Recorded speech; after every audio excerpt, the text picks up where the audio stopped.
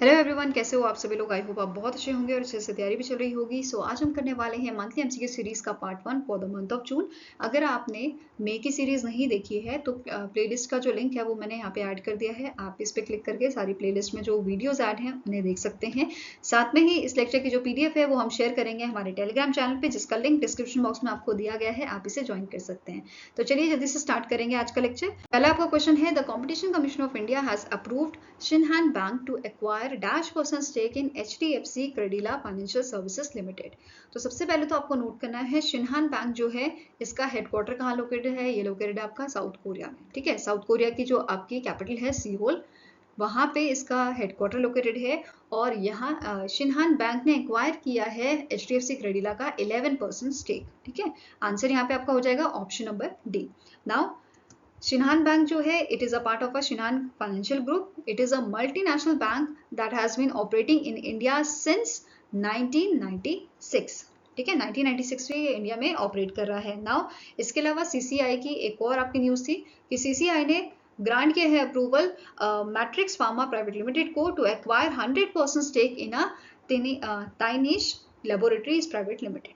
ठीक है, Now next आपको क्वेश्चन है, world no tobacco day is annually observe across the globe on dash. World no tobacco day हमने observe किया था 31 मई को। ठीक है, अब इस डे को एनुअली ऑब्जर्व किया जाता है ग्लोबल लेवल पे by the World Health Organization, और 2024 की इसकी थीम थी protecting children from tobacco industry interference. Clear है। अब इंडिया में Ministry of Health and Family Welfare ने इस दिन इस ओकेजन को basically World no tobacco Day का इवेंट जो है वो आपका ऑर्गेनाइज किया था। और इंडिया में इस ऑर्गेनाइजेशन इस जो इवेंट ऑर्गेनाइज किया गया था, इस इवेंट में इंडिया की जो बैडमिंटन प्लेयर है पीवी सिंधु, इनको ब्रांड एम्बेसडर बनाया गया है for a tobacco control. Clear है। नेक्स्ट है, यहाँ पे 2024 का जो वर्ल्ड नो टोबैको डे है, इस दिन यहाँ पे अवार्ड्स जो हैं वो आपको दिए गए थे, और इंडिया की organisation Odisha state tobacco control cell जो है वो इस लिस्ट में शामिल थी। ठीक है, जैसे यहाँ पे रीजन वाइज ये अवार्ड दिए जाते हैं। साउथ ईस्ट एशिया रीजन में Odisha state tobacco control cell republic of India जो है ये शामिल हुई है। ठीक है, ऐसे ही ministry of railways from people's republic of Bangladesh. ठीक है, Thailand youth institute from kingdom of Thailand. ऐसे ही यहाँ पे बहुत सारे ऑर्गेनाइजेशन को शामिल किया गया है और इनको यहाँ पे अवार्ड दिए गए थे वर्ल्ड नो टोबैको डे के। ठीक है, यहाँ पे बाकी रीजन देख सकते हो, African region, region of Americas, then Eastern Mediterranean region, European region. Now next question है, name the organization that has jointly launched a new 135 million US dollar Blue and Green Island Integrated Program, that is BGIIP, to support small island developing states। तो इनमें से कौन सी organisation है जिन्होंने jointly launch किया है 135 million US dollar blue and green island integrated programme को। तो ये जो प्रोग्राम है इसे लॉन्च किया था यूएनडीपी और united nation development programme and global environment facility, इन दोनों ऑर्गेनाइजेशन ने मिलकर इसे लॉन्च किया है। तो आंसर हो जाएगा आपका option number D, that is both A and B are correct. ठीक है, अब जो ये प्रोग्राम आपका है, ये जो इनिशिएटिव है, इसे मैनेज कौन करेगा, यूएनडीपी, और इसे फंड कौन करेगा, GEF एंड इट्स पार्टनर्स। ठीक है, अब इस इनिशिएटिव के तहत 15 SIDs जो है उनको यहाँ पे सपोर्ट किया जाएगा, जिनके नाम जिनके नाम यहाँ पे मैंने ऐड किए हुए हैं, इंक्लूड किए हुए हैं, आप देख सकते हो। ठीक है, अब जो इनिशिएटिव है इसे लॉन्च किया गया था 4th international conference on SIDS, जो आपकी एंटीगुआ एंड बारबुडा में हुई थी। ठीक है, एंड इसका थीम क्या था, charting the course towards resilient prosperity. ठीक है, नेक्स्ट क्वेश्चन है, which among the following has launched a pharma research in Ayurgyan and Techno Innovation, that is Pragati to 2024, an initiative to shape the future of Ayurveda। तो इनमें से कौन सा आपका organisation है या एजेंसी है जिसने इसे लॉन्च किया था प्रगति 2024 को? तो इसे लॉन्च किया था central council for research in Ayurvedic science ने। ठीक है, आंसर आपका यहाँ पे है ऑप्शन नंबर सी। अब इस इनिशिएटिव को लाया क्यों गया है, इसका मेन एम क्या है? इसका मेन एम है कि आयुर्वेदा को बढ़ावा दिया जाए, इस ठीक है, इसकी रिसर्च और इनोवेशन में इसको बूस्ट किया जाए by fostering collaboration between the CCRAS, जो आपकी ऑटोनोमस बॉडी है under the ministry of AYUSH, and the Ayurveda drug industry. ठीक है, नेक्स्ट है, which of the following statement is correct with respect to RBI's annual report 2023-2024? तो पहला आपका स्टेटमेंट क्या बोल रहा है, RBI forecasted the real GDP real GDP growth at 7% in financial year 2025. Next है RBI annual report indicated 17% increase in a financial year 2024 income to 2.75 lakh crore. Investors have purchased a total of rupees 27,031 crore of a sovereign gold bond in financial year 2024, which is 4 times the amount purchased in the 2022-2023. ठीक है, तो सारे ही statement यहाँ पे correct है, तो answer क्या हो जाएगा option number E, all 1, 2 and 3 statements are correct. ठीक है, इसके अलावा कुछ इंपॉर्टेंट पॉइंट्स है, जैसे इस रिपोर्ट में मेंशन किया गया था कि जो इकोनॉमी है, इकोनॉमीज रियल जीडीपी ग्रोथ जो है ये आपकी इंक्रीज हुई है 7.6% फ्रॉम 7% इन 2023-2024. ठीक है, जो ग्रॉस फिक्स्ड कैपिटल फॉर्मेशन है ये भी इंक्रीज हुआ है 10.2% से. Then expenditure on the other hand decline, expenditure यहाँ पे क्या हुआ है, कम हुआ है 56.3% से टू 64,694.33 करोड़. ठीक है, एज पर दिस रिपोर्ट यहाँ पे जो नेट इनकम है ये भी इंक्रीज हुई है 2.11 लाख करोड़. ठीक है, in a financial year 2024. Next point है जो आरबीआई है, आरबीआई ने गेन किया है amount of rupees 83,616 crore from the foreign exchange transaction, while interest income from the foreign securities ये भी इंक्रीज हुई है कितना 65,328 करोड़. ठीक है, मॉनेटरी पेनल्टीज इम्पोज जो आरबीआई ने की है रेगुलेटेड एंटिटीज पे ये भी डबल हुई आपकी 86.11 करोड़ से. ठीक है, एंड इस साल फाइनेंशियल ईयर 2024 में 281 जो रेगुलेटेड एंटिटीज थी इन पे जो है मॉनेटरी पेनल्टीज लगाई गई थी. ठीक है, इसके अलावा काउंटर फीड्स नोट्स जो हैं ये डिटेक्ट हुए हैं, आरबीआई ने डिटेक्ट किए हैं 17,613 पीसेस. ठीक है, नेक्स्ट है जो मिनिमम सपोर्ट प्राइस है आपका for both kharif and rabi season 2023-2024 का, it ensured a minimum return of a 50% over the cost of production for all the crops. ठीक है, नेक्स्ट है recently in May RBI has released the final framework for recognizing self-regulatory organization in a financial technology sector, that is SROFT. A minimum net worth of rupees dash will be required by the applicants within a year of being recognized as a SROFT. ठीक है, तो यहाँ पे minimum जो आपको net worth चाहिए required है वो आपकी है 2 करोड़ की. ठीक है, रुपीज 2 करोड़. आंसर आपका यहाँ पे हो जाएगा ऑप्शन नंबर बी. ठीक है, अब यहाँ पे क्या बोला है, एसआरओ क्या है, एक नॉन गवर्नमेंटल ऑर्गेनाइजेशन है that act as a bridge between industry players and regulator and sets a code of conduct for entities operating in the country. ठीक है, अब जो एंटिटी है ये आपके नॉन फॉर प्रॉफिट कंपनी होनी चाहिए और जो शेयर होल्डिंग है दे शुड नॉट एक्सीड 10% और more of the paid up share capital of a SROFT. ठीक है, and SROFT may have membership from fintechs currently regulated by RBI, जिसमें आपका एनबीएफसी अकाउंट एग्रीगेटर आ जाता है. ठीक है, NBFC peer to peer lending platforms and among others excluding the banks. ठीक है, now next question है, as per the RBI's annual report RBI और NPCI, RBI and NPCI International Payment Limited ने, ठीक है, they are working together expanding the UPI to 20 countries by which financial year. ठीक है, इनका टारगेट है, ठीक है, क्या टारगेट है कि हमें यूपीआई को जो है एक्सपैंड करना है 20 कंट्रीज में बाय द फाइनेंशियल ईयर 2029. ठीक है, आंसर यहाँ पे आपका है ऑप्शन नंबर ई. नाउ इसके अलावा जो आरबीआई की एनुअल रिपोर्ट थी इसमें ही आपका एक और न्यूज थी, दैट इज आरबीआई ने अलाउ किया है persons resident outside India to open a rupee account. ठीक है, इनको अलाउ कर दिया है कि ये रूपी अकाउंट अपना ओपन कर सकते हैं as a part of its 2024-2025 agenda for globalising the domestic currency. अब इससे क्या होगा, this will allow Indian banks to lend in the rupees to the person resident outside India. ठीक है, तो यहाँ पे अब जो इंडियन बैंक्स हैं ये इंडियन रुपीज लेंड कर सकते हैं पर्सन्स जो इंडिया के बाहर रह रहे हैं. ठीक है, इससे क्या फायदा मिलेगा, ये बूस्ट करेगा the use of rupee and the other domestic currencies in a Asian clearing union mechanism. Clear है. नेक्स्ट क्वेश्चन है, the Reserve Bank of India has initiated a project to construct a new state of art greenfield next generation data centre to allow to address capacity expansion constraints to meet the increasing IT landscape needs and avoid region specific risk, the center will commence operation in dash। तो ये centre ये बात कर रहे हैं कि construct कर रहे हैं, ये ऑपरेशन में कब आएगा, तो फाइनेंशियल ईयर 2025 से इसका ऑपरेशन स्टार्ट हो जाएगा। ठीक है, आंसर यहाँ पे आपका है ऑप्शन नंबर बी। अब इसी के साथ आरबीआई की एनुअल रिपोर्ट में एक और चीज मेंशन की गई थी। ठीक है, इस रिपोर्ट में क्या मेंशन किया गया था, दैट इज जो शेयर है आपका ₹500 नोट का in a value terms of a total currency in circulation, ये आपका 86.5% इंक्रीज हुआ है एज ऑफ 31 मार्च 2024। पहले ये आपका 77.1% था मार्च 2023 तक। ठीक है, अब ऐसा हुआ क्यों है, क्योंकि 2000 के नोट जो है वो आपके बंद हो गए थे। ठीक है, the increase in a share of ₹500 is due to the decline in a share of ₹2000 note. ठीक है, नेक्स्ट है the RBI has moved dash metric tonne of a gold store in a UK United Kingdom to domestic vaults in a financial year 2024।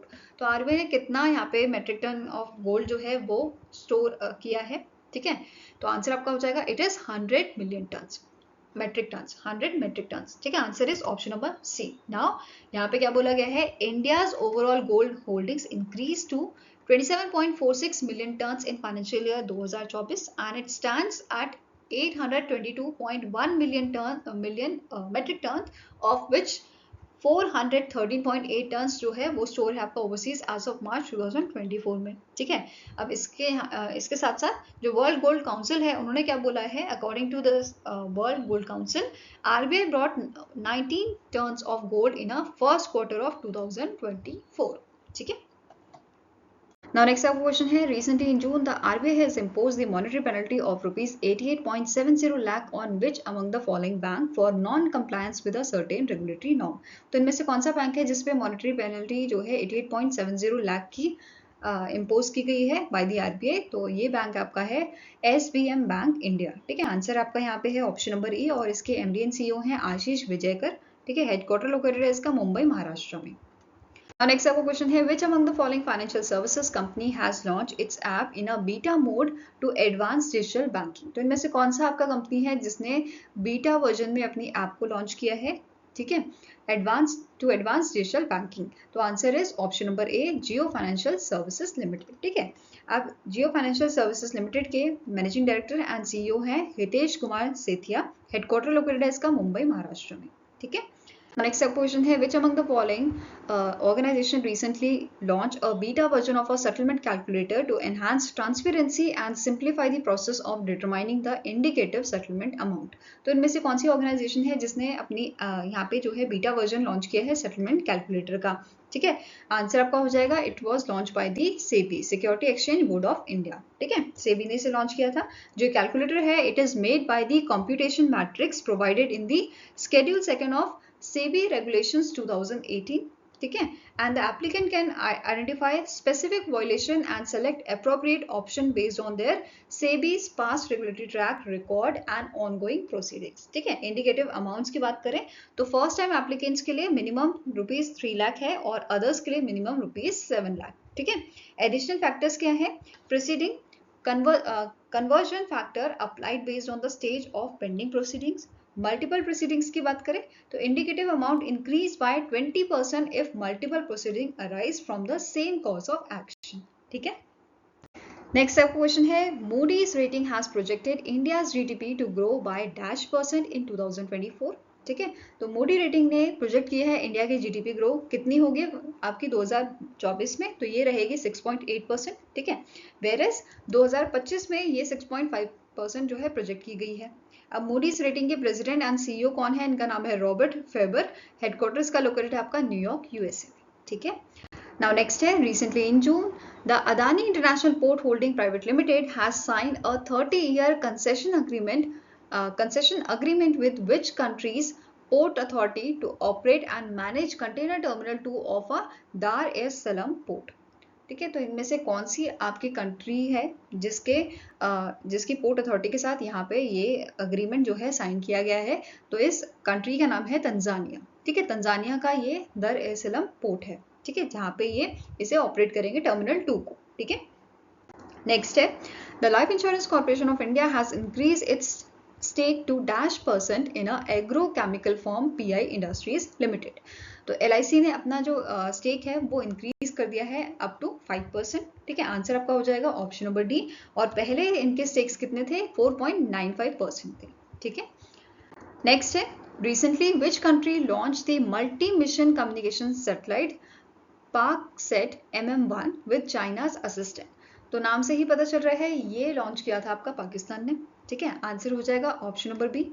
अब जो ये आपका satellite है ये launch किया गया था चाइना के जिंगचांग सैटेलाइट लॉन्च सेंटर से by using the long March 3B career rocket. ठीक है, जो ParkSat MM1 सैटेलाइट है ये आपका पार्ट है पाकिस्तान का नेशनल स्पेस प्रोग्राम है जो 2047 का. ठीक है, इसका एम क्या है? एनहांस करना internet services across the Pakistan. Fine, और ये आपका सर्विस प्रोवाइड करने लगेगा अगस्त 2024 से. और रिसेंटली ये जो है अर्थ के ऑर्बिट में भी एंटर हो गया है. ठीक है, नाउ ParkSat MM1 जो है इसे डेवलप किया है China academy of space technology, जो सब्सिडी है China aerospace science and technology corporation की. ठीक है, एंड ये आपका कोलैबोरेटिव एफर्ट है space and upper atmosphere research commission, Pakistan space agency and Chinese aerospace industry का. ठीक है, और अगर हम बात करें इस सैटेलाइट की लाइफ स्पैन की तो ये आपकी रहेगी 15 साल की. ठीक है, नेक्स्ट है, which among the following organisation recently quits international boxing association? इनमें से कौन सी कंट्री की आपकी ऑर्गेनाइजेशन है या फेडरेशन है जिसने इंटरनेशनल बॉक्सिंग एसोसिएशन को छोड़ दिया है? तो आंसर आपका हो जाएगा दैट इज इंडिया की जो बॉक्सिंग फेडरेशन है, बॉक्सिंग फेडरेशन ऑफ इंडिया, इन्होंने इसे क्विट कर दिया है. अब रीजन इसका क्या है? जो इंटरनेशनल ओलंपिक कमेटी है इन्होंने यहाँ पे वार्न किया था इंडिया को, इंडिया की बॉक्सिंग फेडरेशन को, कि अगर आपने इसको नहीं छोड़ा तो 2028 का जो लॉस एंजलिस का ओलंपिक है इससे आपको हाथ धोना पड़ेगा. ठीक है, इसी वजह से इंडिया ने जो है IBA का हाथ छोड़ दिया और जो वर्ल्ड फेडरेशन है उसका हाथ थाम लिया. ठीक है, नाउ अब इंटरनेशनल बॉक्सिंग एसोसिएशन की बात करेंगे तो इसके हेडक्वार्टर लोकेटेड है आपका स्विट्जरलैंड में, लुसेन स्विट्जरलैंड में, और प्रेसिडेंट कौन है? उमर करेमलेव. ठीक है, इंटरनेशनल ओलंपिक कमेटी की बात करें तो इसका हेडक्वार्टर भी स्विट्जरलैंड में लोकेटेड है और इसके प्रेसिडेंट है थॉमस बच. ठीक है, यहाँ पे आप देख सकते हो इंडिया की जो बॉक्सिंग फेडरेशन है इन्होंने अग्री किया है to become a member of a world boxing, world federation नहीं, वर्ल्ड बॉक्सिंग है. ठीक है, the international federation established and to ensure boxing remains at the heart of the Olympic movement. ठीक है, तो बेसिकली इंडिया ने अब थाम लिया है वर्ल्ड बॉक्सिंग का हाथ और IBA को इंडिया ने छोड़ दिया है. ठीक है, अब बॉक्सिंग फेडरेशन ऑफ इंडिया की बात करें तो इसका हेडक्वार्टर आपका न्यू दिल्ली में लोकेटेड है. प्रेसिडेंट इसके हैं अजय सिंह और इसे 2016 में स्टैब्लिश किया गया था. ठीक है, नेक्स्ट है, the world milk day is annually observe across the globe on dash. तो वर्ल्ड मिल्क डे जो है हम ऑब्जर्व करते हैं 1 जून को. ठीक है, इसकी शुरुआत आपकी 2001 में की गई थी, मतलब फर्स्ट जो एडिशन था वर्ल्ड मिल्क डे का ये हमने 2001 में मनाया था. ठीक है, अब एनुअली इस डे को ऑब्जर्व कौन सी ऑर्गेनाइजेशन करती है? FAO. ठीक है, फूड एंड एग्रीकल्चर ऑर्गेनाइजेशन इसे एनुअली ऑब्जर्व करती है. फाइन, अब इसकी स्टार्टिंग इन्फॉर्मेशन देखें तो डायरेक्टर जनरल इसके हैं क्यू डोंगयू, हेडक्वार्टर लोकेटेड है रोम इटली में और इसे 1945 में स्टैब्लिश किया गया था इस ऑर्गेनाइजेशन को. ठीक है, इसके अलावा यहाँ पे क्वेश्चन बन सकता है कि इंडिया में मिल्क डे हम कब मनाते हैं, मतलब नेशनल मिल्क डे जो है कब मनाया जाता है? नेशनल मिल्क डे ये हम ऑब्जर्व करते हैं 26 नवंबर को. ठीक है, अब इस दिन जो है जिन्हें हम बोलते हैं father of white revolution, doctor Verghese Kurien, इनका बर्थडे होता है. ठीक है, इसी वजह से हम 26 नवंबर को नेशनल मिल्क डे मनाते हैं. क्लियर है? नेक्स्ट है, which among the following organizations sign an MOU with the World Meteorological Organization to strengthen their collaboration and improve climate services in agriculture? ठीक है, तो इनमें से कौन सी ऑर्गेनाइजेशन है जिन्होंने MOU साइन किया है वर्ल्ड मेट्रोलॉजिकल ऑर्गेनाइजेशन के साथ? ठीक है, इंप्रूव करने के लिए क्लाइमेट सर्विसेज को इन एग्रीकल्चर. ठीक है, तो ये ऑर्गेनाइजेशन आपकी है, it is food and agriculture organisation, that is FAO. ठीक है, आंसर यहाँ पे क्या हो जाएगा? It is option number C. Now यहाँ पे जो ये MOU था इसमें 5 की एरियाज थे जिस पे फोकस किया जाएगा. ठीक है, agro meteorological services, policy dialogue, disaster risk reduction, data and methodologies, resource mobilisation and knowledge transfer. ठीक है, तो ये 5 की एरियाज आपको पूछे जा सकते हैं, तो ये आपको ध्यान में रखने हैं. अब बात करेंगे static information of WMO, world meteorological organisation. Secretary general इसके हैं सेलेस्टे सोल, हेडक्वार्टर है जिनेवा स्विट्जरलैंड में, और इसे 1950 में एस्टैब्लिश किया गया था and it become the specialised agency in the 1951। ठीक है, नेक्स्ट है identify the organisation that jointly developed a unified India organic logo to replace the India organic and Jaivik Bharat logos. तो इनमें से कौन सी ऑर्गेनाइजेशन है जिन्होंने जॉइंटली डेवलप किया है यूनिफाइड इंडिया ऑर्गेनिक लोगो को? ठीक है, तो ये ऑर्गेनाइजेशंस आपकी है FSSAI, that is Food Safety and Standard Authority of India, and Agriculture and Processed Food Products Export Development Authority। ठीक है, आंसर यहाँ पे आपका है both B and C are correct। ठीक है, नाउ अब यहाँ पे जो इंडिया ऑर्गेनिक लोगो है, मतलब जो दो लोगो यहाँ पे रिप्लेस किए जा रहे हैं उनकी यहाँ पे बात कर रहे हैं। तो इंडिया ऑर्गेनिक लोगो जो है ये यूज किया जाता था organic products complying with the national programme for organic production, that is NPOP। Whereas जो जैविक भारत लोगो है ये यूज किया जाता था ऑर्गेनिक प्रोडक्ट्स जो सर्टिफाइड थे आपके FSSAI से। ठीक है ना, दोनों ही ऑर्गेनाइजेशन की स्टार्टिंग इन्फॉर्मेशन देखेंगे। FSSAI के चेयरपर्सन है अपूर्वा चंद्रा, इसके CEO हैं G कमलावर्धन राव और हेडक्वार्टर है न्यू दिल्ली, दिल्ली में। वेरस APEDA का भी हेडक्वार्टर आपका न्यू दिल्ली, दिल्ली में है और इसके चेयरमैन है अभिषेक देव। नेक्स्ट है name the ministry that has successfully hosted the 46th Antarctic treaty consultative meeting, that is ATCM46 and the 26th Committee on Environmental Protection, that is CEP26 from 20th to 30th May 2024 in Kochi, Kerala। तो कौन सी ministry ने इसे host किया है? Answer आपका हो जाएगा it is ministry of earth science. ठीक है, किसने होस्ट किया है? Ministry of earth science through their national centre for polar and ocean research Goa with support from the Antarctic treaty secretariat. ठीक है, और ये आपकी मीटिंग हेल्ड हुई थी अंडर द थीम वसुधैव कुटुंबकम। ठीक है, नाउ अब इस मीटिंग के जो आपके चेयर थे 46 ATCM के, इनका नाम है पंकज सरन, जो फॉर्मर डिप्टी एडवाइजर रह चुके हैं to the national security board. ठीक है, नेक्स्ट है यहाँ पे जो की पॉइंट्स हैं वो देखेंगे इन मीटिंग्स का, दैट इज ATCM46 और CEP26 जो है it witness the reaffirmation of Antarctic Treaty 1959 and a protocol on a environmental protection to Antarctic Treaty by the parties। ठीक है, अब इस इवेंट में कस्टमाइज माई स्टैम्प जो है वो आपका रिलीज किया गया था in collaboration with the India post, and यहाँ पे बेसिकली इस माई स्टैम्प जो स्टैम्प है इसमें फीचर किया गया था लोगो ATCM46 का। ठीक है, 46 का। ठीक है, नाउ इसके अलावा मुरल थीम्ड स्पीशीज रिच अंटार्कटिका जो है ये अनवील किया गया था in collaboration with the Germany ASOC and it's partner, और ये डिजाइन किसने किया था? स्कूल चिल्ड्रंस ने। ठीक है, नेक्स्ट आपका पॉइंट है इस इवेंट में जो हमारे यूनियन मिनिस्टर है किरण रिजिजू, इन्होंने अनाउंस किया था इंडिया का plan to set up an Antarctic research station जिसका नाम है मैत्री सेकेंड। तो ये ध्यान में रखना है, इस पे बेस्ड क्वेश्चन बन सकता है आपका। ठीक है, नाउ नेक्स्ट आपका है CEP26, इसका मेन फोकस रहता है इश्यूज जैसे आपके सी आइस चेंज हो गया, एनवायरमेंटल इम्पैक्ट असेसमेंट हो गया, एम्पियर पेंगुइन प्रोटेक्शन हो गया, इन सब चीज़ों पे ये फोकस करता है। वेरस जो ATCM46 है इसका एम था या इसका काम क्या था? प्रमोट करना use of renewable energy and encourage efforts towards the implementation of biosecurity measures to reduce the risk of healthy pathogenic avian influenza. ठीक है, नेक्स्ट है name the organisation that has launch a bank clinic an exclusive website in Mumbai, Maharashtra. तो इनमें से कौन सी organisation है जिसने bank clinic website launch की थी? तो आंसर आपका है it was launch by the all India bank employees association. ठीक है, इसे लॉन्च किया था all India bank employees association ने। अब जो वेबसाइट है ये बेसिकली एक कंप्लेंट रिएड्रेसल प्लेटफॉर्म है जहाँ पे जो रिटेल कस्टमर है ये अपने ये बेसिकली जो रिटेल कस्टमर होंगे उनको गाइड करेगी इनके राइट्स से, बेसिकली इनके राइट्स से अवगत करवाएगी इनको। ठीक है, ये प्रोवाइड करेगा यहाँ पे कस्टमर को information, knowledge and guidance on the policies governing services.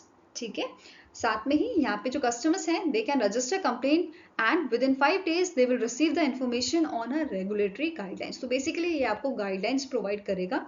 ठीक है, आपकी प्रॉब्लम्स कैसे सॉल्व होगी उसके लिए आपको यहाँ पे गाइडलाइंस प्रोवाइड की जा सकती हैं। ठीक है, नेक्स्ट है as per the data release by the department for promotion of industry and internal trade, India receive the highest foreign direct investment from dash country in financial year 2024। तो इनमें से कौन सी कंट्री है जिससे सबसे ज्यादा जो है FDI इंडिया को मिला है इन द फाइनेंशियल ईयर 2024। तो ये कंट्री है सिंगापुर। ठीक है, आंसर यहाँ पे आपका हो जाएगा ऑप्शन नंबर ए। इसके बाद यहाँ पे Mauritius, USA, Netherland, Japan, UAE, ये सारी कंट्रीज हैं जिनसे FDI इंडिया को मिला है। ठीक है, हाईएस्ट किससे मिला है? सिंगापुर से, which is followed by these countries. ठीक है, अब FDI इन्वेस्टमेंट सिंगापुर से कितना था? 11.77 बिलियन था। ठीक है, 7.97 बिलियन $, आपका मॉरिशस से था, फिर USA से 4.99 बिलियन, ऐसे ही जापान से 3.17 बिलियन और UAE से था 2.9 बिलियन $। ठीक है, नाउ इसके अलावा आपको नोट करना है FDI तो हमें सिंगापुर से मिला ही है। ठीक है, इतना सारा FDI मिलने के बाद भी जो FDI इक्विटी है ये आपके इस साल मतलब फाइनेंशियल ईयर 2024 में हमें कम देखने को मिली है, by about 3.5% in financial year 2024 from 46.03 billion, ये आपके फाइनेंशियल ईयर 2023 की है, वेरेस अभी ये 44.42 बिलियन रही है due to the global economic uncertainties. ठीक है, ऐसा यहाँ पे बताया गया है। ठीक है, नाउ FDI इक्विटी इनफ्लोज जो है ये डिक्रीज हुई है मेजर कंट्रीज में, जैसे Mauritius, Singapore, USA, UK, UAE, Cayman island, Germany, Cyprus, इन सब से यहाँ पे जो FDI इक्विटी है वो कम देखने को मिली है, डिक्रीज देखने को मिली है, वेरस जापान और नीदरलैंड ऐसे कंट्रीज है जहाँ पे ये इंक्रीज देखने को हमें मिला है। ठीक है, नाउ नेक्स्ट है FDI डिक्रीज मेनली इन सेक्टर्स। कौन कौन से सेक्टर्स में FDI जो है कम देखने को मिला है? जैसे सर्विसेज हो गए, computer hardware, software, telecommunication, automobile, pharma and chemical. ठीक है, ये आपके सेक्टर्स है जहाँ पे FDI हमें कम देखने को मिला है। ठीक है, नाउ नेक्स्ट है according to the Bloomberg's billionaire index as of 1 June 2024 dash became the Asia's richest person and rank 11th globally. तो जो 1 जून 2024 की आपकी इंडेक्स थी ब्लूमबर्ग्स बिलियनरी इंडेक्स, इसमें टॉप किया था यहाँ पे एशिया के रिचेस्ट पर्सन आपके बने थे गौतम अदानी जी। ठीक है, आंसर यहाँ पे हो जाएगा आपका ऑप्शन नंबर सी, और इनका नेटवर्थ कितना था?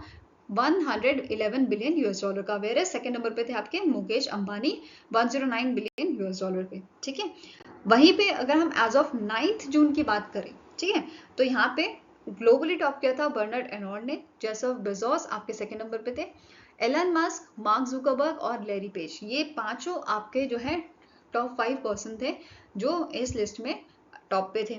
ठीक है, वेरेस अगर इंडिया की बात करें तो इंडिया के टॉप 5 पर्सन थे आपके मुकेश अंबानी, गौतम अदानी, शपूर मिस्त्री, शिव नाडर और सावित्री जिंदल, और वेरेस मुकेश अंबानी और गौतम अदानी जो हैं ये आपके टॉप मतलब एशिया के रिचेस्ट पर्सन थे। ठीक है, पहले नंबर पे मुकेश अंबानी और सेकंड एशिया के रिचेस्ट पर्सन बने थे Gautam Adani.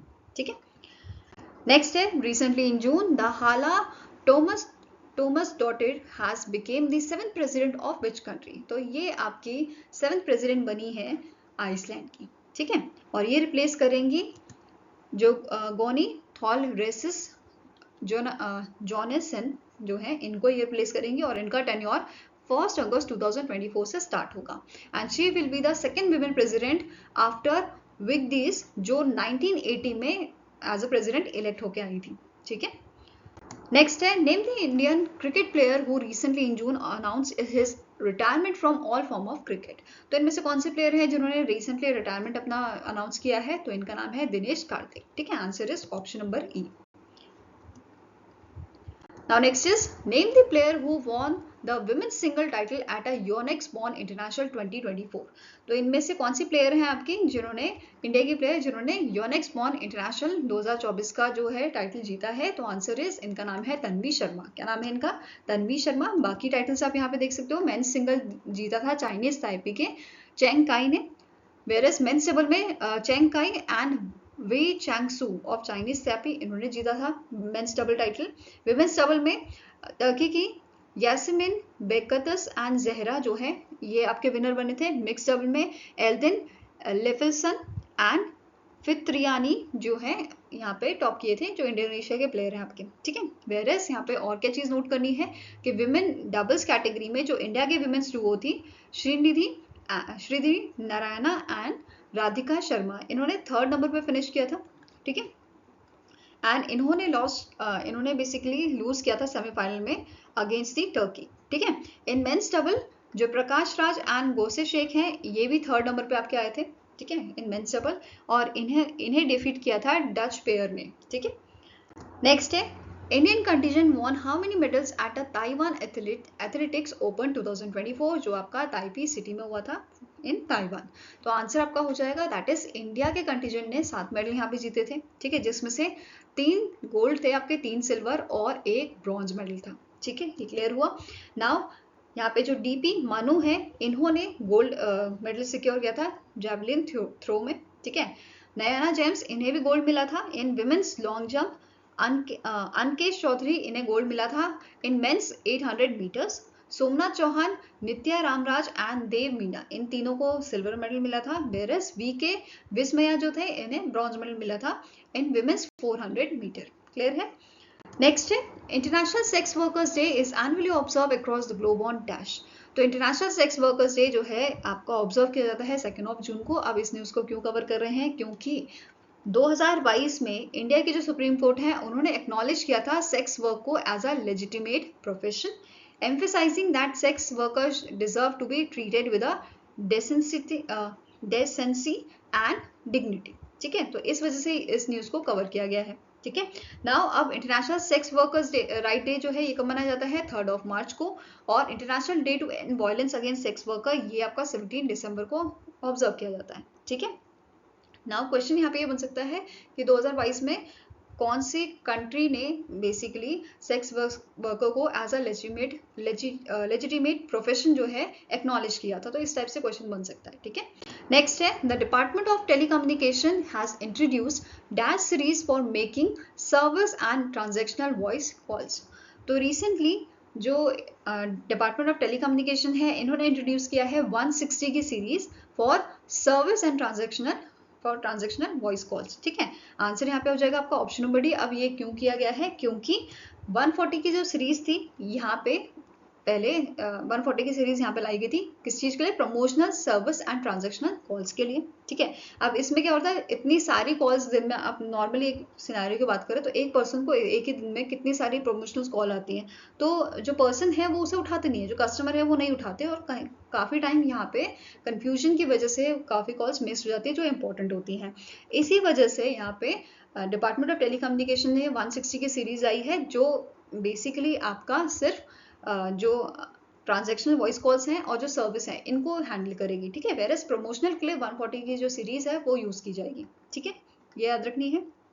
Now DOT has also proposed that the telecom operators should use the DND, do not disturb feature on the Telecom Regulatory Authority of India to block unwanted promotional calls, ठीक है, ये clear है।